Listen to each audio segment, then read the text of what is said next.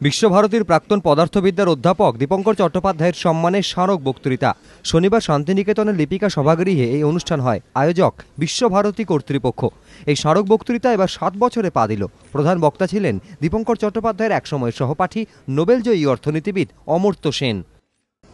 Objectivity does not require us to close our eyes to any relevant information.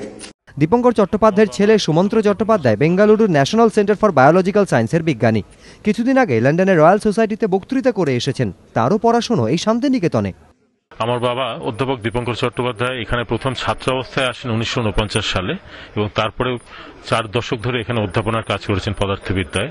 ওনার কাজ এবং জীবনের স্মৃতি নিয়েই আমরা একটা স্মারক বক্তৃতা করি এখানে প্রতি বছর। গত 6 বছর ধরে চলছে।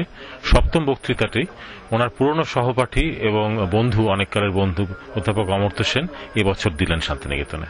এদিনের দীপঙ্কর চট্টোপাধ্যায় স্মারক বক্তৃতায় উপস্থিত ছিলেন বিজ্ঞানী বিকাশ সিংহ, বিশ্বভারতীর উপাচার্য সুশান্ত দত্তগুপ্ত সহ বিশিষ্টজনেরা। বিশ্বভারতীর উপাচার্যের লেখা একটি বইয়ের এদিন আনুষ্ঠানিক প্রকাশ করেন অমর্ত্য সেন। গোপাল চট্টোপাধ্যায়, এবিপি আনন্দ, বীরভূম।